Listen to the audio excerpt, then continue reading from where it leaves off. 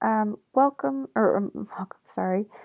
This video is to walk you guys through your first essay assignment, and um, I apologize. I have a little bit of a scratchy voice because I think I have a cold, so just bear with me. But basically, your first essay assignment, you're creating an argument about a specific topic and stance of your choosing. So you're going to support that argument with good logical reasoning, um, and essentially trying to prove to an audience why your stance on that topic is correct.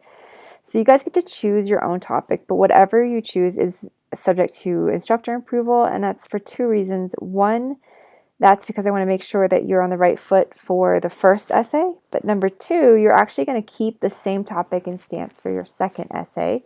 You're just going to be adding credible source material. And because I know the parameters of that assignment, I want to make sure that you are set up for success for that second essay as well. And in that second essay, I want to note that you obviously can't switch topics or stances once you've chosen that.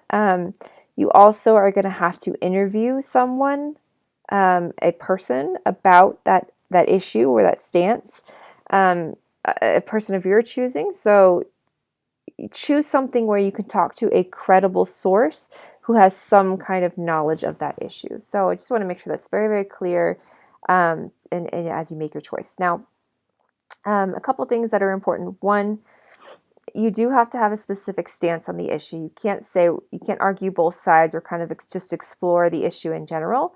You have to make a clear and arguable stance, even if you maybe don't even have one on that issue. You have to adopt one for this purpose of this essay because you're trying to prove one side or the other. The topic is a kind of a broad topic, but the stance is either that you support it or you're against it.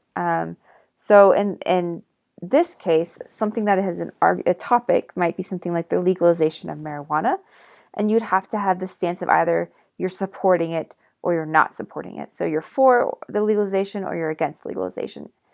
The other part of it is that you need to have a sort of actionable solution to the issue. So you don't just want to say there's an issue. You don't just want to say climate change is a problem. No one's going to just really disagree with that.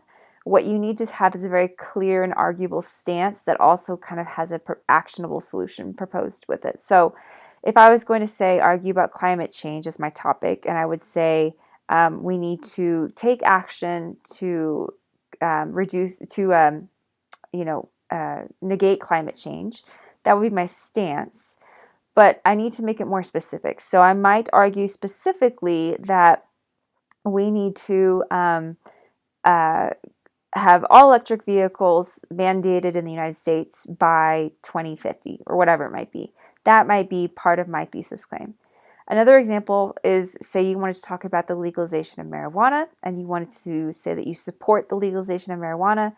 Your thesis claim might need to go a little bit more specific. So it might need to be, is that on a federal level? Is that on a state level? Is that for a certain amount? Is that for medicinal purposes only? What is the exact parameters of your argument? So in this case, I might say, I believe that we should legalize marijuana on a state level for under 2 ounces or whatever it might be. Or for medical marijuana only, or I would say maybe we should legalize it on a federal level for medical marijuana, something like that. So you are actually going to, like I said, you're going to propose the topic and the stance in a different assignment. And a couple of other things to kind of keep in mind. One, when you propose this, again, make sure it's something that you can talk about for 2 essays worth. 2, make sure it's something that you can bring in specific evidence and an in-person interview for. And 3, make sure it's something that is arguable. So again, if you want to say climate change is real, I don't think there's a lot of people who are going to argue against that. I had a student once want to argue that being a stay-at-home parent is difficult, and that is something that's kind of a given. Not many people would disagree with that. So I asked her to kind of reframe that argument to think about, whether having a stay-at-home parent is better for child development. Was what she ultimately figured out, was that her topic was that having a stay-at-home parent was better for child development because of X, Y, and Z.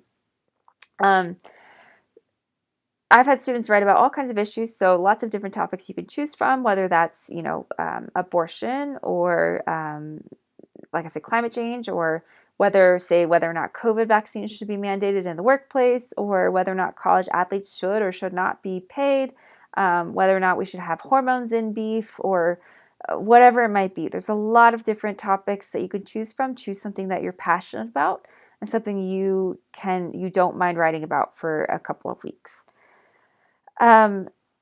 Your essay does require MLA formatting, and again, everything will be checked for plagiarism. And note that there is a minimum page requirement. So like I said, everything is your essay is 2 to 3 pages in length. So that's the bottom of the second page minimum. You can always write more, you just can't write less. And it's due on Sunday, October 31st at 11:59 p.m. Your essay, like I said, has to be approved. There will be an assignment where you submit that. If it's approved, I will let you know in the comments and give you a 100. If it's not approved, I will give you a 0, leave my feedback, and then send you an email as well that asks you to send a revised claim via email based on those revisions. Once approved, you will also need to make sure that your essay has all parts of the essay. So that's an introduction with your thesis claim, which is likely going to be very similar to what you propose.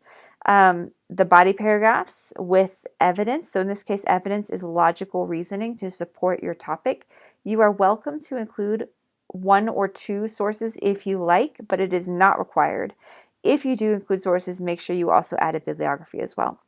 And a conclusion which kind of wraps everything up and restates your thesis and your main ideas in new words. Like I said, your argument should have multiple reasons and with evidence, a good thesis claim, and then also you're going to learn about making sure you have opposing views with refutations. So make sure that you bring in and acknowledge that your position is maybe not the only thought process, the only position out there.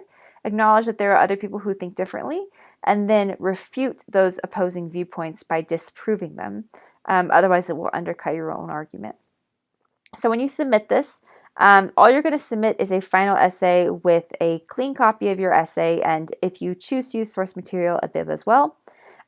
You'll also have part of your essay grade be your outline, which is a different assignment that you're already going to do separately. So basically, if you do the outline and you do it to the full extent, you get a 100 on it. Then you will also get 20% of your essay grade automatically. So that's really just a way to kind of help prop up your essay grade a little bit and give you some of those points automatically. So I've given you guys some example documents here. Just for reference, there's an example outline, there's an example self-edit guide just to double check yourself before you turn in your essay. And if you have any questions about this, let me know. But again, the goal is to let you guys have the freedom to choose something that you really want to talk about and choose a clear stance on. So let me know if you have any questions at all.